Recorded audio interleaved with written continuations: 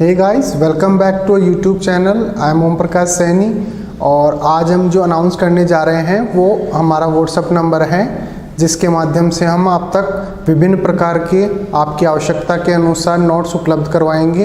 आपको अपना सब्जेक्ट और क्लास लिखकर हमें व्हाट्सएप करना है। आपको तुरंत आपके सब्जेक्ट के और आपकी क्लास के पूरे नोट्स जो भी अवेलेबल होंगे वो सेंड कर दिए जाएंगे। हमारे जो व्हाट्सएप नंबर रहेंगे वो हैं 86 96 60 85 41। आप इस नंबर पर हमें व्हाट्सएप कर सकते हैं। आप इस पर कॉल ना करें, कॉल रिसीव नहीं कर पाएंगे क्योंकि काफ़ी स्टूडेंट्स होते हैं वो कंटिन्यूसली इस पर कॉल करते हैं। Thank you so much. परिचय। बच्चों, आज हम जैव प्रौद्योगिकी एवं उसके उपयोग के बारे में जानेंगे। वाह सर, ये रोचक लग रहा है। हाँ, इसलिए मुझे कौन बताएगा कि जैव प्रौद्योगिकी क्या है? आपने सही बताया रितु। क्या कोई मुझे बता सकता है कि जैव प्रौद्योगिकी का उपयोग किन प्रक्रियाओं के लिए किया जाता है? सर, ऐसी अनेक प्रक्रियाएं हैं जिनके लिए जैव प्रौद्योगिकी का उपयोग किया जाता है, जैसे कि रोगों की पहचान करने के लिए, जीन स्थानांतरण आदि। बहुत अच्छे प्रतीक। आओ अब विस्तार से अध्ययन करें। इस पाठ में आप जैव प्रौद्योगिकी एवं उसके उपयोग के बारे में जानेंगे। उद्देश्य। इस पाठ के अंत में आप निम्न करने में सक्षम हो जाएंगे। कृषि में जैव प्रौद्योगिकी के उपयोगों की व्याख्या करना, चिकित्सा में जैव प्रौद्योगिकी के उपयोगों की व्याख्या करना, जीन चिकित्सा की व्याख्या करना, आणविक निदान का वर्णन करना, पारजीवी जंतुओं और उनके उपयोगों की व्याख्या करना और नैतिक मुद्दों की चर्चा करना।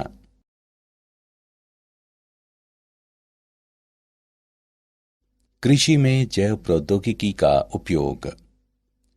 विशिष्ट उपयोगों हेतु किसी उत्पाद को बनाने या रूपांतरित करने, पौधों या जंतुओं में सुधार करने के लिए जीवाणु, वायरस, कवक, यीस्ट, जंतु कोशिका, पादप कोशिका आदि जैसे सजीव जीवों का उपयोग करने वाली प्रौद्योगिकी के रूप में जैव प्रौद्योगिकी को विस्तार से परिभाषित किया जाता है। कृषि में जैव प्रौद्योगिकी एक कारगर तरीका है जिसके द्वारा उन फसलों को तैयार किया जाता है जो हमारे बदलते वातावरण में बेहतर प्रदर्शन कर सकें। इनमें से कुछ पीड़क प्रतिरोधी, शाकनाशी प्रतिरोधी, सूखा प्रतिरोधी, लवण सहनशील, ऊष्मा प्रतिरोधी फसलों का विकास शामिल है। जब प्रयोगशाला में एक जीव के जीन को दूसरे जीव को सुधारने या परिवर्तित करने के लिए अभिप्राय पूर्वक स्थानांतरित किया जाता है तो आनुवंशिकता रूपांतरित जीव यानी जीएमओ का निर्माण होता है।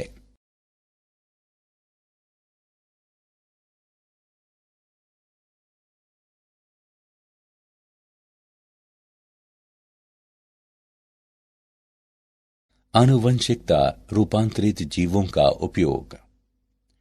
आनुवंशिकता रूपांतरित पौधे कई तरह से उपयोगी हो सकते हैं। कीट पीड़क प्रतिरोधी पौधों के कारण कम पीड़कनाशी का उपयोग करने की आवश्यकता होती है। आर्थिक रूप से अधिक अनुकूल क्योंकि पीड़कनाशी वायु, मृदा और जल में नहीं जाते हैं। फसल की अधिक पैदावार। आनुवंशिकता रूपांतरित फसलों को उन विटामिनों से भरपूर बनाया जा सकता है जिनकी कुछ प्रधान किस्मों में कमी हो सकती है।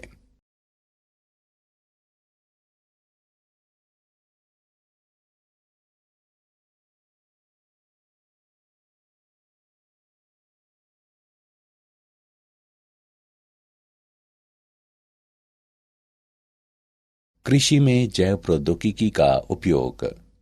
बीटी कपास। बैसिलस थोरिनजिएंसीज द्वारा उत्पन्न क्राई प्रोटीन विभिन्न कीट पीड़कों के विरुद्ध प्रभावित जैव कीटनाशक होते हैं। क्राई जीव विषों को डिंब आंत्र ल्यूमेन में सक्रिय प्राग जीव विष के रूप में उत्पन्न किया जाता है। जीव विष आयनिक छिद्रों को बनाने वाली कला में स्वल्प लकन और अंतर्वेशन को प्रेरित करने वाले ग्राहियों से जुड़ जाते हैं जो कोशिकाओं और डिंब को मार देते हैं।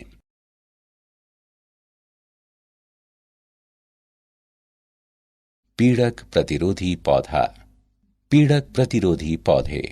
कीटों का हमला एक गंभीर कृषि समस्या है जिससे उपज काफी कम हो जाती है और उत्पादन गुणवत्ता घट जाती है। कीटों के कारण खेतों में और साइलों में भंडारण के दौरान नुकसान हो सकता है। प्रत्येक वर्ष कीट दुनिया भर की खाद्य फसलों का लगभग 25% भाग नष्ट कर देते हैं। आरएनए अंतक्षेप द्वारा विशिष्ट जीन को निष्क्रिय करना इस समस्या का वांछनीय प्राकृतिक समाधान है। द्विसूत्री आरएनए मध्यवर्ती अंतक्षेप आरएनएआई जीवों में जीन अभिव्यक्ति को निष्क्रिय करने की सरल और तीव्र विधि है। किसी जीन का निष्क्रिय होना आरएनए का छोटे छोटे आरएनए में निम्नीकरण का परिणाम है जो समजात दूत आरएनए को लक्षित करने के लिए रिबोन्यूक्लिएज को सक्रिय करते हैं। औषधियों में जैव प्रौद्योगिकी का उपयोग। आनुवंशिकता। निर्मित इंसुलिन। इंसुलिन एक हार्मोन है जो अग्नाशय द्वारा उत्पन्न होता है और जो ग्लूकोज के स्तर को नियंत्रित करता है। इंसुलिन 2 पॉलीपेप्टाइड श्रृंखलाओं का बना होता है, श्रृंखला ए और श्रृंखला बी, जो आपस में डाइसल्फाइड सेतुओं द्वारा जुड़ी होती है। बीटा कोशिकाओं में इंसुलिन प्राक हार्मोन कन्वर्टेज तथा एक्सोप्रोटीएज कार्बोक्सी पेप्टाइडेज ई कहलाने वाले प्रोटीन अपघटक एंजाइम की क्रिया द्वारा प्राक इंसुलिन पूर्ववर्ती अणु से संश्लेषित होता है। प्राक इंसुलिन के ये रूपांतरण अणु के केंद्रीय भाग अर्थात सी पेप्टाइड को प्राक इंसुलिन के सी और एन अंतस्थ सिरों से हटा देते हैं। शेष पॉलीपेप्टाइड बी और ए श्रृंखलाएं आपस में डाइसल्फाइड बंधों द्वारा जुड़ी होती हैं। परिपक्व इंसुलिन में सी पेप्टाइड उपस्थित नहीं होता है। जीन चिकित्सा। आनुवंशिक दोषों को सही करने के क्रम में अनुपस्थित या दोषपूर्ण जीन की जगह कोशिकाओं में सामान्य जीनों को प्रवेश कराना जीन चिकित्सा कहलाती है। एक कोशिका के जीनोम में नया जीन प्राप्त करने के लिए इसे संवाहक कहलाने वाले एक अणु में किया जाना चाहिए। वर्तमान में उपयोग किए जा रहे सबसे सामान्य संवाहक विषाणु हैं जो प्राकृतिक रूप से आक्रमणकारी कोशिकाएं हैं और अपने आनुवंशिक पदार्थ को कोशिका के जीनोम में प्रवेश कराती हैं। एक संवाहक के रूप में विषाणु का उपयोग करने के लिए विषाणु के जीनों को हटाकर कोशिका के लिए निर्धारित नए जीन को प्रतिस्थापित किया जाता है। जब विषाणु कोशिका पर हमला करेगा तो ये अपने आनुवंशिक पदार्थ प्रवेश कराएगा। एक सफल स्थानांतरण के परिणाम स्वरूप लक्षित कोशिका में अब नया जीन होगा जो दोषपूर्ण जीन द्वारा उत्पन्न समस्या को सही करेगा। विषाणु जिनका संवाहकों के रूप में उपयोग किया जा सकता है उनमें शामिल हैं रेट्रोवायरस जैसे HIV, एडिनोवायरस, एडिनो संबंध वायरस और सरल परिसप्र विषाणु।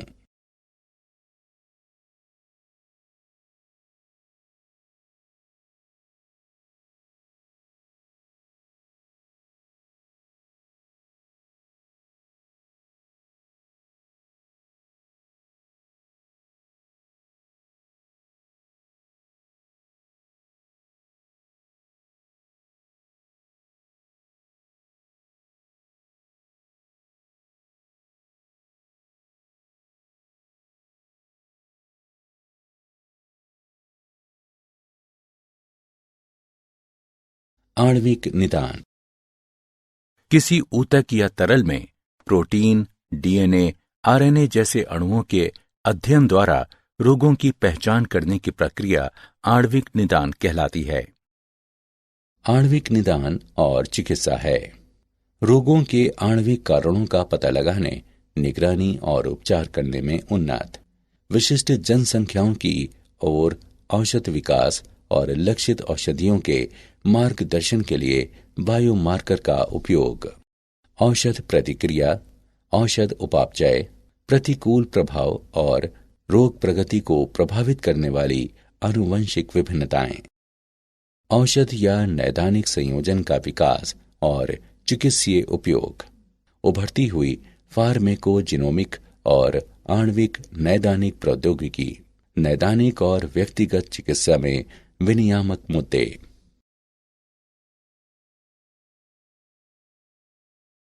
पारजीवी जंतु, ट्रांसजेनिक एनिमल्स, जंतु जिनकी आनुवंशिक विशेषताओं को एक रूपांतरित जीन द्वारा या आनुवंशिक प्रौद्योगिकी की तकनीक का उपयोग करके दूसरे जीव से प्राप्त जीन के अंतर्वेशन द्वारा बदल दिया गया है, पारजीवी जंतु कहलाते हैं। पारजीवी जंतुओं के उत्पादन के सामान्य कारण हैं। कुछ पारजीवी जंतुओं का विशिष्ट आर्थिक लक्षणों के लिए उत्पादन किया जाता है। उदाहरण के लिए, पारजीवी पशुओं को विशिष्ट मानव प्रोटीन युक्त दूध उत्पन्न करने के लिए बनाया गया था, जो मानव वातस्फीति के उपचार में सहायता करती है। उदाहरण के लिए, हार्वर्ड वैज्ञानिकों को ऑनकोमाउस या हार्वर्ड माउस कहलाने वाले आनुवंशिकता निर्मित चूहा बनाने में प्रमुख वैज्ञानिक सफलता मिली, जिसमें विभिन्न मानव कैंसरों के विकास को बढ़ावा देने वाला जीन है।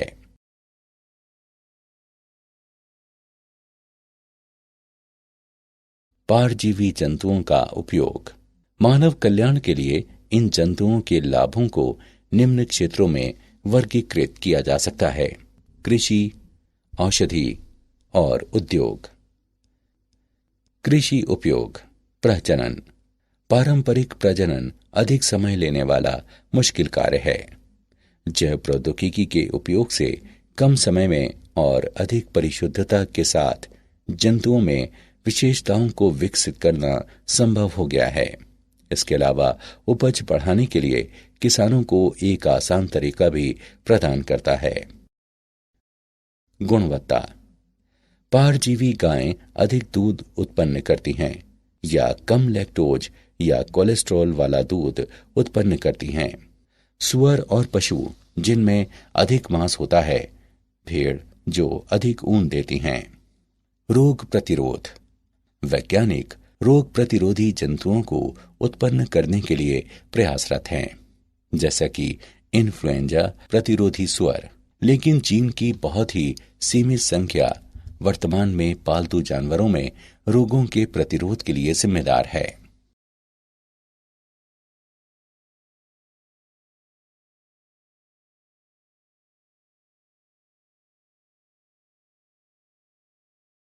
चिकित्सा उपयोग, जीनो ट्रांसप्लांटेशन। पारजीवी स्वर प्रत्यारोपण अंगों की कमी को पूरा कर सकते हैं। पोषण संपूरक और औषधियां, इंसुलिन, वृद्धि हार्मोन और रुधिर स्कंदन रोधी कारकों को पारजीवी गाय, भेड़ या बकरी के दूध से शीघ्र ही प्राप्त किया जा सकता है या पहले से ही प्राप्त किया जा चुका है।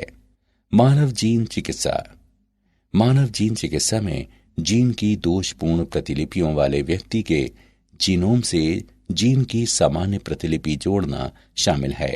5000 नामित आनुवंशिक रोगों के उपचार की संभावना बहुत अधिक है और पारजीवी जंतु एक महत्वपूर्ण भूमिका निभा सकते हैं। औद्योगिक उपयोग, सन 2001 में कनाडा में नेक्सिया जैव प्रौद्योगिकी के 2 वैज्ञानिकों ने दूध पिलाने वाली बकरियों की कोशिकाओं में स्पाइडर जीन को आपस में जोड़ दिया। बकरियों ने अपने दूध के साथ रेशम निर्माण आरंभ कर दिया और बाल्टी में अपने शरीर से महीन रेशम के सूत्रों को स्रावित किया। दूध से पॉलीमर सूत्रों को निकालकर और उनको धागों में बुनकर वैज्ञानिक एक हल्का, कठोर, लचीला पदार्थ बना सकते हैं जिसका उपयोग सैन्य वर्दी, चिकित्सा में सूक्ष्म सीवन और टेनिस रैकेट के तार जैसे अनुप्रयोगों में उपयोग किया जा सकता है।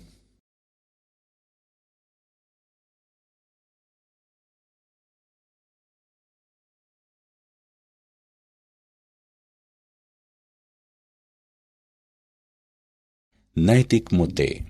जीवों के आनुवंशिक रूपांतरण के तब अप्रत्याशित और अवांछनीय प्रभाव हो सकते हैं जब ऐसे जीवों को पारिस्थितिकी तंत्र में सन्निविष्ट कराया जाता है। जन सेवाओं के लिए ऐसे जीवों के रूपांतरण और उपयोग से अनुमत एकस्व की समस्याएं भी उत्पन्न हुई हैं। इसलिए भारत सरकार ने संगठन स्थापित किए हैं जो आनुवंशिक रूपांतरण की वैधानिकता और जनसेवा के लिए आनुवंशिकता रूपांतरित जीवों के सन्निवेश की सुरक्षा के बारे में निर्णय लेने के लिए अधिकृत हैं। ऐसा ही एक संगठन आनुवंशिक अभियांत्रिकी संतुति समिति यानी GEAC है।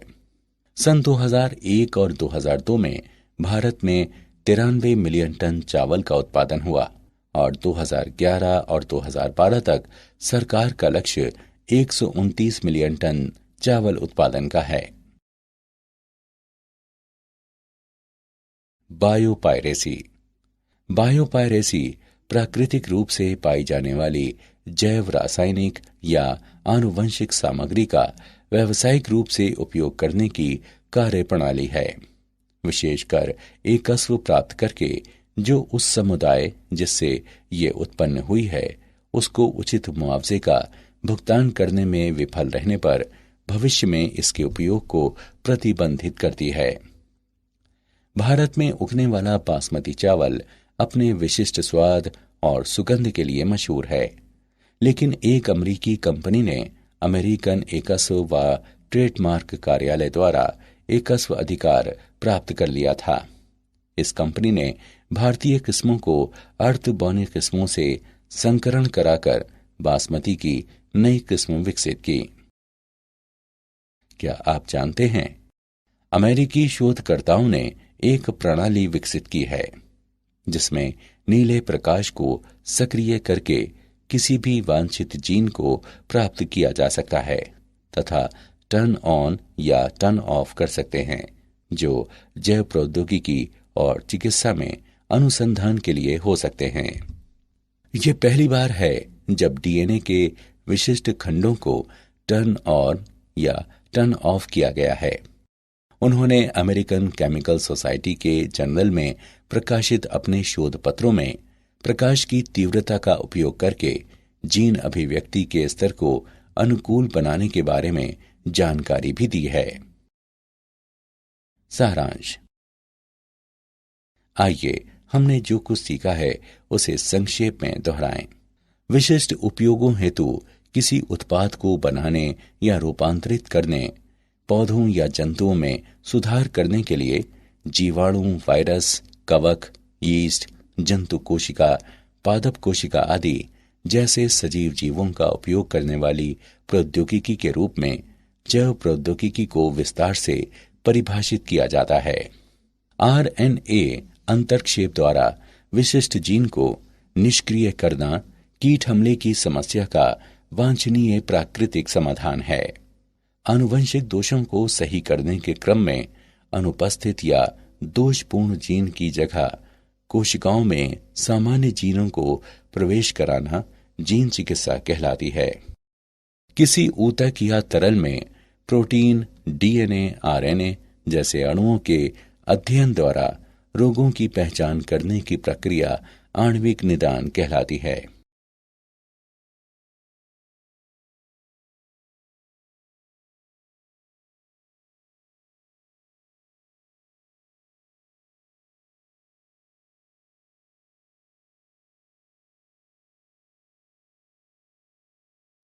जंतु जिनकी आनुवंशिक विशेषताओं को एक रूपांतरित जीन द्वारा या आनुवंशिक प्रौद्योगिकी की तकनीक का उपयोग करके दूसरे जीव से प्राप्त जीन के अंतर्वेशन द्वारा बदल दिया गया है, परजीवी जंतु कहलाते हैं। भारत सरकार ने संगठन स्थापित किए हैं जो आनुवंशिक रूपांतरण की वैधानिकता और जन सेवा के लिए आनुवंशिकता रूपांतरित जीवों के सन्निवेश की सुरक्षा के बारे में निर्णय लेने के लिए अधिकृत हैं। बायोपायरेसी प्राकृतिक रूप से पाई जाने वाली जैव रासायनिक या आनुवंशिक सामग्री का व्यावसायिक रूप से उपयोग करने की कार्यप्रणाली है, विशेषकर एक कस्ब प्राप्त करके जो उस समुदाय जिससे ये उत्पन्न हुई है उसको उचित मुआवजे का भुगतान करने में विफल रहने पर भविष्य में इसके उपयोग को प्रतिबंधित करती है।